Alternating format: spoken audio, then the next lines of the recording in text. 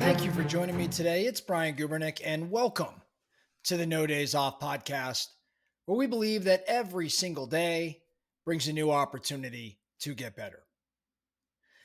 Most of us here at No Days Off that are listening to the No Days Off podcast, part of the No Days Off Nation, you are leading others or you're aspiring to lead others.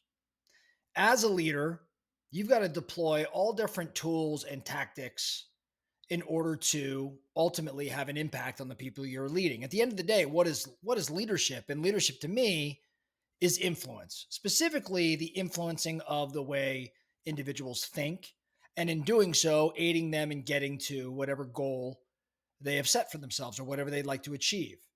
So leadership is about influence.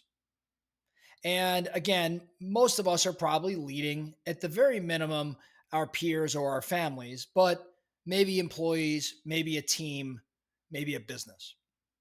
So, in the spirit of using those tools and tactics and strategies, one thing that I'd like to talk around today is motivation.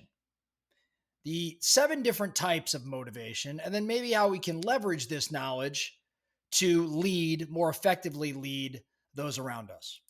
So I found that there's really 7 different types of motivation. I'm going to run through a list, and I want you to think around each of these types of motivation and how they apply in your world, or where you see them show up, or how it impacts you, or ultimately how you're talking around these motivations to impact others. We're going to start at the weakest and work our way to the strongest form of motivation. Let's start with the weakest, though. The weakest form of motivation. And by the way, even though it's weak, it is still a motivating factor for many. The weakest form of motivation is what I would call fear and avoidance. Fear is an intense motivator. It pushes people to act ultimately to avoid negative consequences. It's not usually sustainable long term, and it could lead to burnout, it could lead to stress. But fear is a very, very strong motivator.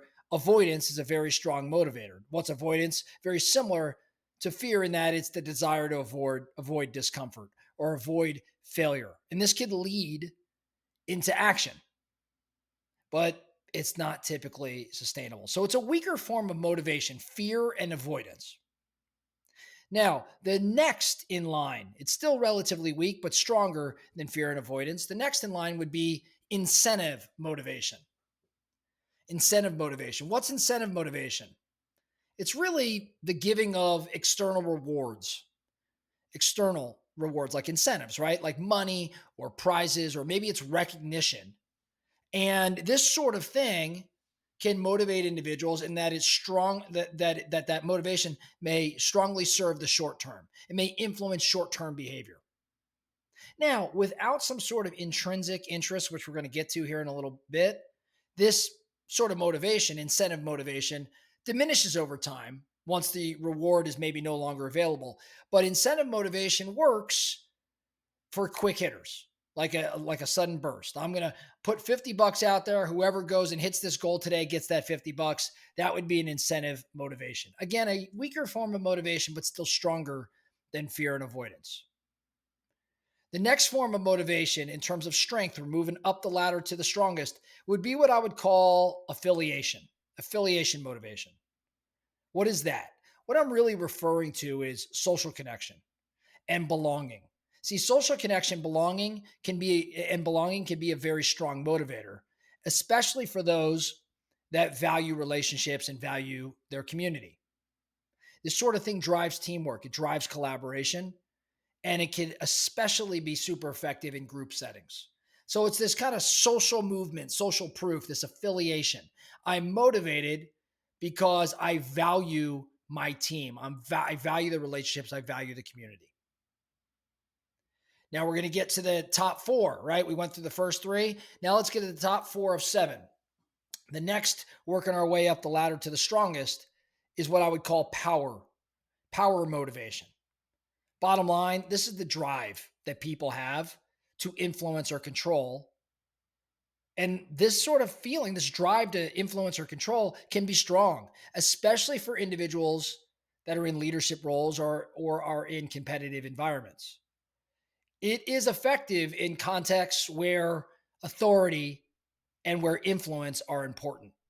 So this drive to control, this drive to influence, the motivation to have power is a particularly strong motivator for many. Not everybody, but for many, especially in a competitive environment or a leadership type of environment. The top three, I should say, in terms of strength, we're at number three. I would call that competence motivation. Competence motivation. This is the motivation that stems from the need to improve and master skills. This is a big driver for people. This desire, this strong need to get better. It can actually be pretty sustainable because it leads to ongoing personal and professional development. So I would rank competence motivation, this desire to improve and master skills and get better.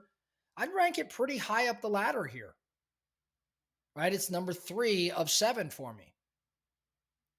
Number two, before we get to the number one greatest motivator, number two, I would call this one, or I would rank achievement motivation right at there at number two.